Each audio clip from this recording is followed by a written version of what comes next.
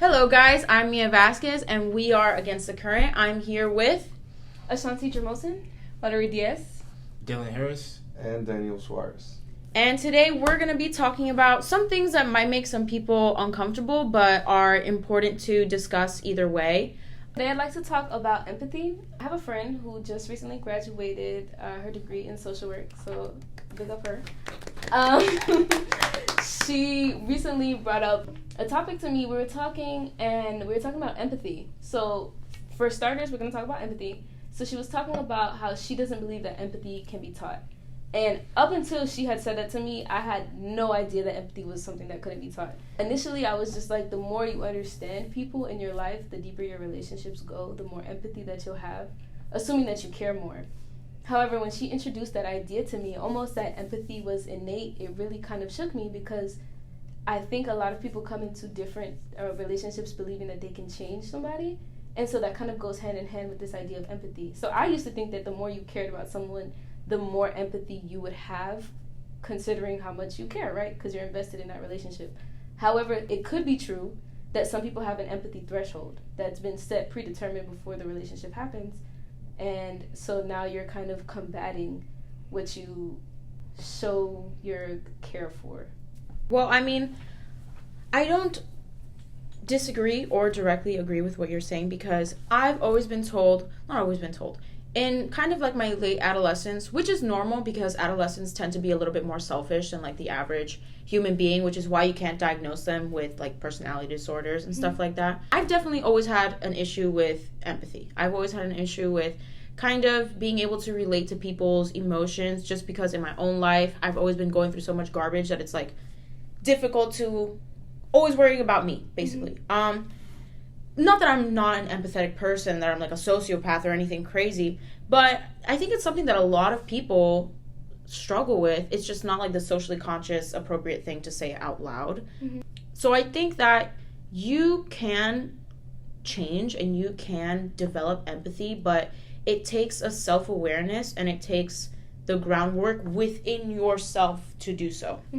So there's this scholar, his name is Dennis Prager. He has this talk show where he goes on and he says that to be happy, you have to do good. Like happiness is doing good, right? So I think myself personally through, I guess, kind of going in more to my religion and kind of devoting more time to my family, it does come from me, but it takes work. It takes conscious effort and reflection constantly on your own actions and on your behaviors, right? And when you do something that maybe is a little bit like fucked up, you have to like call yourself out on it and change. So I think that developing empathy is possible, and it might be just part of growing up, right? I'm only 21 years old. Maybe this is just my brain developing and I'm finally getting out of that like adolescent stage. But I think that it's possible. I think that it really is possible to change as a person, but it's fucking hard. It's really hard. So is that you growing in empathy or is that you growing in self-awareness? I think both. Because I think you need a self-awareness in order to, of yourself and of your thoughts and your actions in order to grow your empathy. In the way that I see life is the way that I live life, and I'm more of like a go with the flow, like let's say for relationships and stuff. I'm not trying to force things. I'm not like, oh, I want to be your friend. I'm going to go, oh, let's be friends. Let's go out. You know what I mean? My way of thinking is like, if it happens, it happens. Of course, you need to put some effort sometimes for like some relationships to last and like to get together, to work. But I don't know, there's people like that can't live alone. Like they need someone like in a relationship. In my opinion, like I love having time alone. I agree. I love that. Being alone. I love that. I love like when my house is alone. I love it. It's the best. But of course, I have my friends, and I have like a lot of stories that friends that it's like crazy. Like they studied with me in Venezuela, and now they're here, and now we're like best friends, but we weren't really like best friends in Venezuela. Like there's a lot of times that I just think, wow, I know you from another country. We went together to school, but we're not like best friends over there, and now all of a sudden we go to trips, we camp, we go to the beach, and the same thing happened with friends here in high school here in the U.S. One of my best friends right now, in high school, we just met and we were only like, hey, what's up? That's it. All of a sudden, he goes to North Carolina, he moves, then he comes back, and then we start playing basketball. All of a sudden, he's like my best friend. We do like everything. We go to trips, we go to parties, we do whatever. And it's crazy like to think. I'm more like go with the flow, and like if things happen, things happen. And I think it's been going good like that. So you think your ability to like show empathy and be there and support your friends is something that happens like in your relationships over time? Yes, but like the way to get into the relationship, that's the thing that I think like I don't want to force it. I prefer that to happen naturally. With the empathy part, I don't think it's taught empathy, because maybe I feel, or I just want to make sure that you're fine, and I want to put myself in your shoes and understand you. It's depending on people, actually. It's depending on the relationship you have with the others. I agree. Maybe I am empathetic with you, but I don't feel to be empathetic with some stranger, or like Daniel said, if something happened, it's because it needed to happen. You're right. I agree with your point. I think people tend to be more empathetic when they feel like they can resonate. But like even like culturally, like if you share a culture with somebody, like you said, you weren't friends with your friends when you guys were in Venezuela, but when you came here, you guys became friends. I don't know why that happened, because I don't know your life, but I can kind of assume that going through that, like coming to a different country and having that shared experience, of was able to like build something deeper than just what it was in Venezuela. And it doesn't have to be deeper, because like when we got to class, I started talking with her. Yeah. Because we're from the same country as well. Yeah. The same city. That happens all the time. Yeah. Like for us, and most like Venezuela, really that has like a lot of people outside the country. Y'all know where the Dominicans at? I know Dominicans. Where they? I know like two. I know a few. I know like two. I know like one or two. I love Dominican people. What about Dylan? All right, so for me, I'm gonna go back to the main. Let's do that. Let's go back about to the main. empathy. Yeah, I actually agree with what Mia said, but I understand what Ashanti said about being that it could be developed. I actually do think empathy could be developed, but at the same time, it's going to be hard to develop it if it wasn't given to you like when you're young, if you kind of get me. Yeah. So like when you're born, mom and dad, or just a mom or just a dad, sometimes it's hard to get empathy, especially if you're growing up in a home where your parents don't give you a lot of love. I know that person that probably gets nurtured from that is probably not going to be empathetic when they get older. Unlike me, I grew up with mom and dad. They loved me, so I'm like, I hold the door open for somebody. I say thank you every time. I say welcome, stuff like that. So it's just like, I think it can be developed. It's just going to be a lot more difficult for a person to develop it if they never had it when they were younger. Yeah. I totally and it's kind of the question of nature versus nurture. I think it's kind of both. Because you could have a person that comes from a situation like Dylan, two loving parents, and that's just how you are. You're just kind of an asshole, and that's just how you were born. But you could also have a person, that comes from a bad home and is extremely empathetic because of that. You know? So I think it's... Because maybe they're trying to run away from that, and they try to change. Exactly. But that depends... On the person. Because it's hard. It's what you said. It's way harder. If you didn't have an example... How do you reciprocate that? You know what I mean? By doing the opposite. But it's hard to look at that way. It's hard to have that point of view. Of course. Well, I've known a number of people that come from, go to foster homes, come from broken homes, and they're like the most giving, generous, almost too much, almost too giving, too generous, because they know what it's like to be treated like shit. Mm-hmm. So I think there can either be an overcompensation, or it could be directly the opposite, where you're like, oh, well, I've been treated like garbage all my life, so why the fuck should I treat you? Like, that's just all that you know. Yeah. And so that kind of makes me wonder, like, are our values innate, right? Like, somebody who's, let's say, they're only driven by money, right? That person is probably more likely to be less empathetic, because their goal has nothing to do with their relationships with other people. That their goal is purely driven by obtaining the most amount of currency possible. And that's not necessarily a bad thing. And somebody who's like that might come from a place where they didn't have income stability. That's what I'm looking for, which would drive them to make money. And I don't necessarily think that that's a judgment of their character, because if you're going to want what you don't have. Exactly. Right? And you're going to want to provide for your family and give your family the best life that you could. And unfortunately, that involves having the most money possible in this current economy. Is your threshold for empathy driven with the values that you have internally? Like, if you value money, or would you just inherently be less empathetic? If you value love, are you more empathetic? You know, does like your career determine how much empathy that you have? If you're like going into like politics, like sometimes they be saying, you know, stuff to get to the polls, and then people are like, oh, you lied, you said that you were gonna do this, and then you did it. And it's like, well, is that a moral dilemma? Does that reflect, like, now you put on a facade that you were empathetic and then things didn't fall through, so now to other people, to the citizens that you're supposed to be serving, it looks like you lack empathy. Well, I mean, the thing about politics is that there's a certain personality archetype that can be drawn back to almost every politician that there is. Politics is a theme. You have to be a narcissist.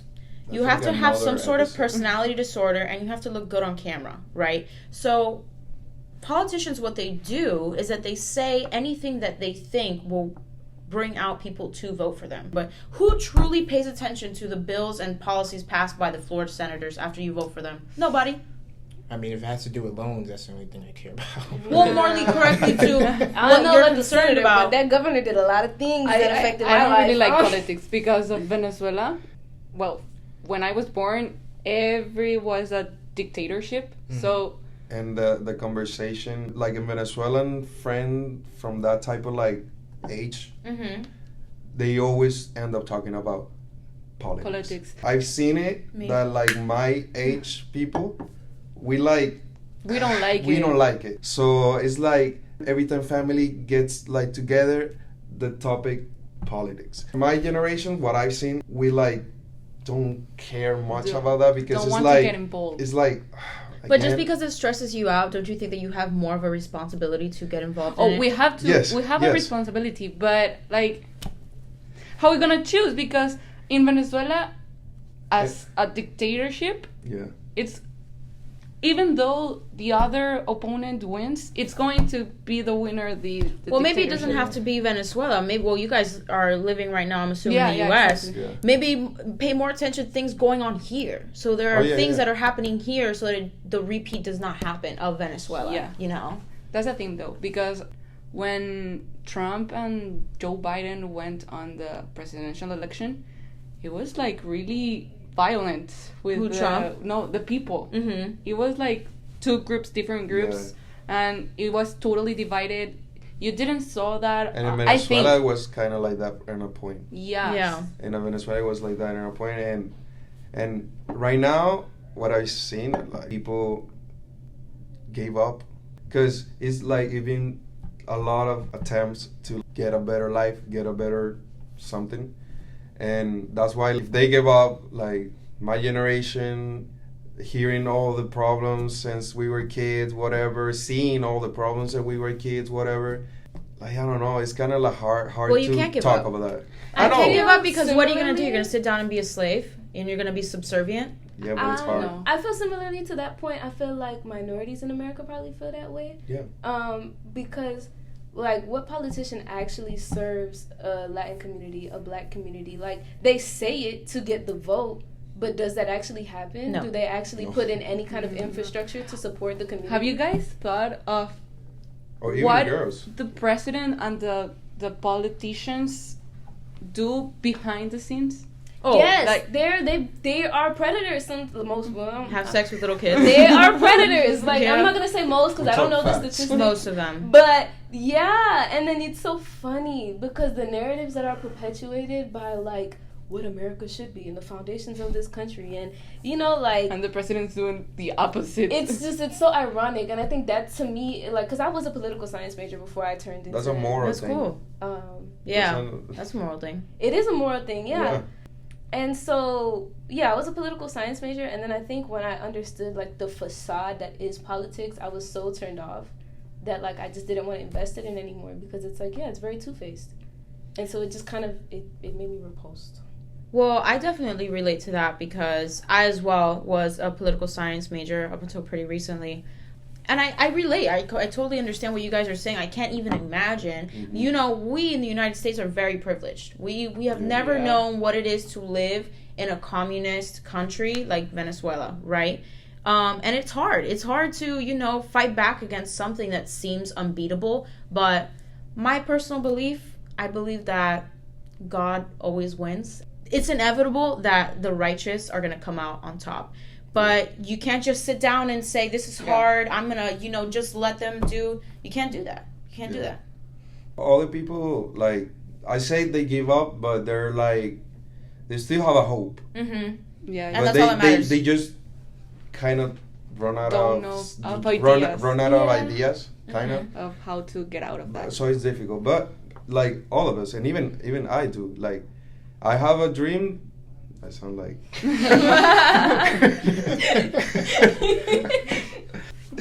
to go to Venezuela and like maybe be with my friends, the ones that I got to meet here.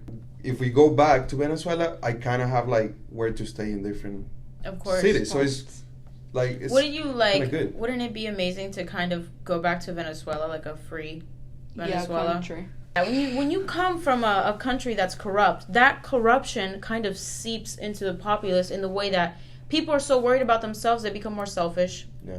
People are more self-centered. People are worried about People themselves and not lose- their communities. You know, People lose empathy. they lose empathy. Exactly. When you're under a corrupt regime, you 100% lose Yeah. empathy because there is no empathy for you. What do you think, Dylan? You've been silent for a while. I agree with everything but they said like the people that are like the politicians now, they're like sexual predators. I forgot who said it, but somebody said it. How they're born or like how they're nurtured when they're young, that's kind of like how they're going to turn out like when they're older. So I think that's how empathy has to do with like everything because if you're a good person, you're a good person. If you're not good, it really just comes down to two sides. You're good or you're bad. It's like, I don't think there's But in I between. think that people do change. People can't I change. agree with that. Yeah, I agree with that. Yeah. And I agree. think to piggyback off of your point, like by it being cultural, like this individual kind of mentality is more of a Western ideal.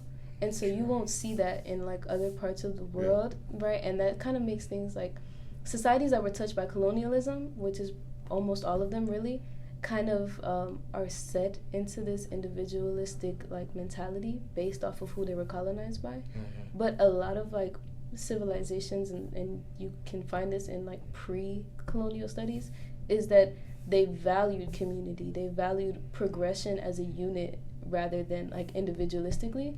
And that's kind of like the basis of capitalism. It's like, well, you can just pick yourself up from the bootstraps and figure things out yourself because we've provided this free market that'll give you the strength to do that. Yeah. But that's an individualistic way of thinking, which leaves like a gap in the population. I actually disagree with that. I disagree with that because I don't think that capitalism is a problem, to be honest with you. I think that what's going on right now in the Western world is a lack of community and a lack of there being a moral and, let's just say, religious structure for the people. So let me just clarify what I'm saying.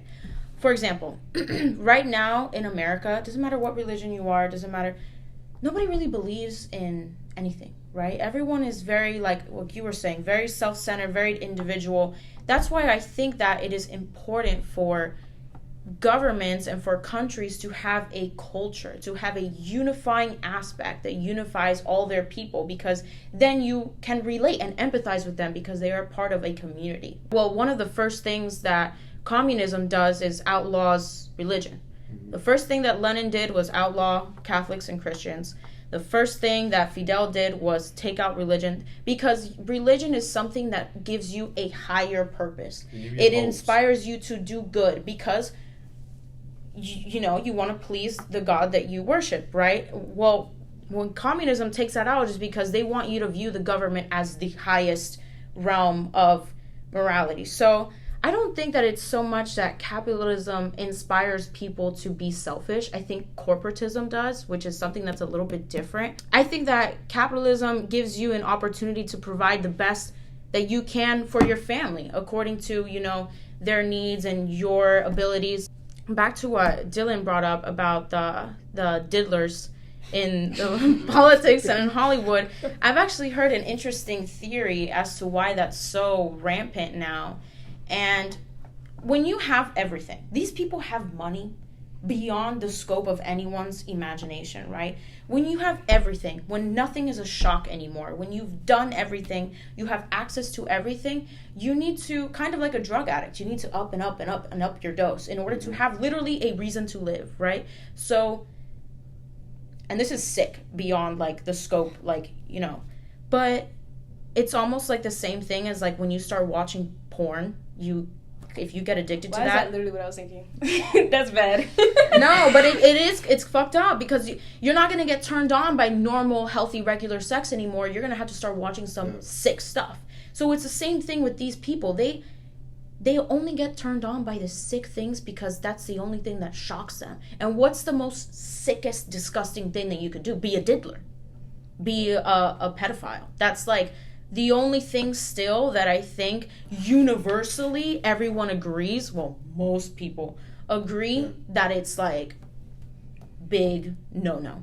So I don't know if anyone wants to yeah, no, and I think that goes to like, to what extent is your morality, right? Like, do you lose morality when you have more power? Mm-hmm. Is that what ends up happening because you feel like you have access to all this stuff? You can.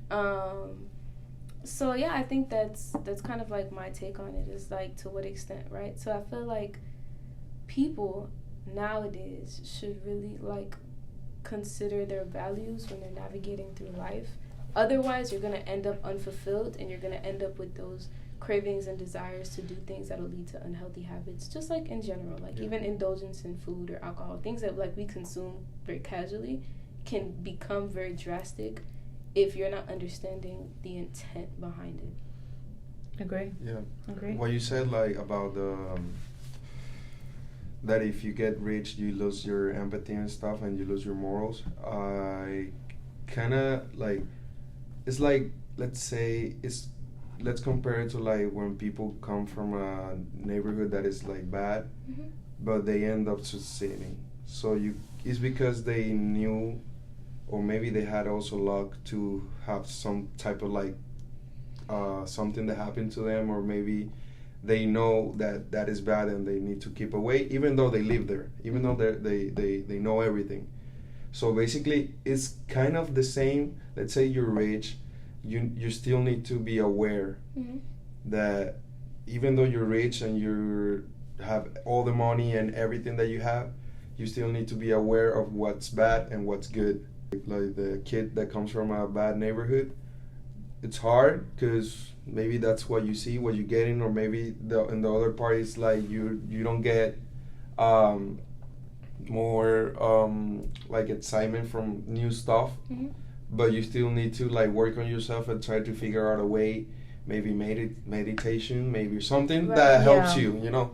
And it's kind of like going back to what we were talking about empathy, like what you were saying, like, does money make you lose empathy? It can, because when you struggle, you can relate to people that struggle, right? Okay. And when you're in like this higher upper class, you become kind of a little bit tone deaf, I think, because now you only have your perspective, right? Everything that happens in your life is according to your perspective, so you kind of forget, or you've never experienced that, it's hard for you to empathize because you don't even know what that is. You get what I'm saying? So I think that it goes back to a little definition of what empathy is. It's a common, you can empathize with someone when you have things in common, when you can understand and you've been through the same things. Or put yourself in then put themselves. But that's the hard part, because not everyone can do that. Like, going back to what I said first, I think it depends on the people. Yeah, I agree. But I think that people, there's been this concept going around now that people are more bad than they are good. I disagree. I think people are generally good, but they're unfortunately motivated by the current society that we exist in to do bad and to participate in bad things. I do think that there are more good people than bad ones, but the bad ones like have more noise. Because right now we're living in a world where we are like yellow journalism. We have to exaggerate things to get the attention of others, So the Why? And I have a point like to that. I don't know if there are more good or bad people. It's kind of interesting because I think it depends on like the people you come across and it depends on your community and your environment. But I think that we have so much exposure to people a lot of the time. Mm-hmm. So I feel like to determine what's good and what's bad is very relative because there are people that we don't have exposure to. Like I just feel like with social media and with connecting like via the internet, what we see I feel like is like we can't always take it at face value. So I don't have an opinion on whether there's more good or bad people just because I know that my experiences and what I'm exposed to, not only is my phone curated to me, but also like my life experiences also have to do with like my cultural surroundings. Life experiences also curated your phone. Right. Because what you like. Exactly. So I can't say like I've seen more or I think there are more good people or more bad people because like we're in South Florida, we're in Miami right now. Mm-hmm. There's the population that's reflected in Miami is like a population that I'm comfortable with because I grew up here, you know? So it doesn't feel uncommon. So I can make the argument that like no, the people in Miami are great and maybe I feel that way because a lot of the people that I've encountered seem similar to me. Or whatever the case may be. Like, I can't have a solid stance on if there's more good or bad people just because I feel like my bias. Well, I mean, let's forget about the robot. Like, just in people that you encounter in your, like, real, actual reality, how is, like, the ratio of what you would consider good and what you would consider bad? I don't know. I think that people have their moments. Like, I've met really good people who've done really bad things. I don't necessarily know if I can jump to say like, oh, well, most of the people that I met are bad. I just think that like sometimes like everybody's going through their own life cycles. Yeah. And so like just because I feel like my life cycle has surpassed certain things doesn't mean that like somebody who I feel like is in a different position is a bad person. Or just stress in general, somebody who just had like a loss in the family or whatever. You know, like just I can't like I don't know what people are going through in life to determine whether like somebody's good or bad. And I just think like there's so much nuance that I can't say I've met more good people than more bad people because everybody's subject to change. And so I don't know what circumstance they're in that is going to make them kind of evolve. Yeah, and I think that good people can do bad things, like you were saying. Like, if you're in a stressful situation, I think what separates genuinely good people and genuinely bad people is that little voice in your head that's telling you, that's fucked up. Mm-hmm. You could choose to listen to your conscience. Yeah. Maybe that's, like, the defining thing. Do you have a conscience that's telling you what you are doing is wrong? Is your conscience you? Is your conscience, like, you're something else? But, like I said in the beginning, my personal opinion, I would not be friends with myself 3 years ago. Just not. Like, not that I was a bad person. I wasn't out here killing people. I was just very selfish, very, like, also just very dumb. Didn't know what the hell I was talking about. But I still had that little in my head saying, maybe this is not the best decision. Maybe this is not, maybe you should be a little nicer. Maybe you should, you know. And I think a lot of people have a hard time with that voice. I think that most people have morality unless you're like a psychopath or a sociopath. Yeah. And I think that's like literally diagnosable. Like that's what they look for, people who don't have that little voice in their head. So I think what ends up happening is that people try to drown out that voice for the sake of making themselves feel better. But it's like, if you don't live morally sound, according to your compass, because if you're okay with doing bad things or what's perceived as bad, and you don't lose sweat over it, you don't think twice about it, you don't have that voice that's telling you that it's bad, like, then you can continue to be that way, and that's just who you are. But I think that what ends up happening is that sometimes people think that like that voice is annoying and they don't want to own up to the fact that they're making mistakes. Like if it made me feel guilty that I didn't hold the door open for somebody and I thought about it, I was like, damn man, I didn't open the door. I didn't next time I'm gonna open the door because I don't want to have to deal with like that guilt in the back of my mind that's like, oh, I should have been nicer. So I feel like the more morally sound you are, the nicer you can be to yourself, the nicer you can be to other people, so long as you're living in your individual thing, which is what my podcast is going to be about. Tune in. Destroying Your World? Yeah, it'll be awesome. Perfect. And it's also interesting because people that are bad people on the inside are generally miserable. Ignoring the voice doesn't mean that you just get to like la-di-da, live your life. No. There are certain consequences to that. Like I said in the beginning, being happy is to do good. Yeah. When you do good, you feel good about yourself. And people, I think, really struggle nowadays with finding yourself and finding your... It's not that deep. We're all individual human beings here having a human experience, and you are what you do and how you treat people. Yeah. Closing thoughts, Dylan. For me personally, my closing thoughts, going to the main topic about empathy, the way I think empathy falls, it's either you're good or you're bad. I do think it can be nurtured. It just takes a lot of time. And if it isn't nurtured when you're young, it's going to be harder for you to gain it when you get older. I agree. Daniel, So, closing for me, thoughts. when you were talking, there's a phrase that came into my mind, which is from someone that I would never thought I would use a phrase for, which is Anuel. He has a song, yeah. And there's like the ending part. It says, "Do you think about a person just depending on who you ask? Like, because maybe for you that I don't like you and I treat you like shit, but for some other people I'm gonna treat them super nice." And I think it kind of relates to like what we were talking about. I think the general closing thought that I have is like most people have a moral compass, and so if something doesn't feel right, like trust in what you believe is the right thing to do, but make that right choice not based on what other people think is right. Because if you do things based on what other people think is right, then you're not being moral to yourself. You're only happy. Listen to your little voice. Don't As listen to long anyone's voice. as you're not doing any danger to other people. Right. Yeah. But like understand that little voice to the best of your ability, because that's going to bring you happiness and it's going to open doors for your community. Mhm. Like you'll be able to engage with people whose voices also align with your inner voice. Because if you are moral because somebody else told you to be moral, it's not a justifiable life. You're going to end up finding some block in the road that's going to make you feel uncomfortable, and it's just going to collapse. Valerie, closing thoughts. So my closing thoughts, I do believe that people change. Depending on people, you can be empathic or not. But I think that it's not taught. It's depending on yourself. Mm-hmm. So Perfect. Okay, well, I guess my closing thoughts would be, it's a little bit more nuanced, kind of like what Ashanti was saying. I think you could be a good person that does bad, a bad person that does good. I think anyone can change, but it's hard. And it takes taking accountability. That's one of the hardest things, taking actual accountability, not putting the blame on the situation or someone else. Sometimes you are the problem, and you need to fix that. So, but I think it's possible, and I think I am proof of that. I think that's a wrap for our first show. Thank you so much for tuning in. I'm so sorry that we got a little bit off topic, but that's what happens sometimes. We still had a really interesting conversation, so hope to see you guys next week, and thank you. Bye-bye.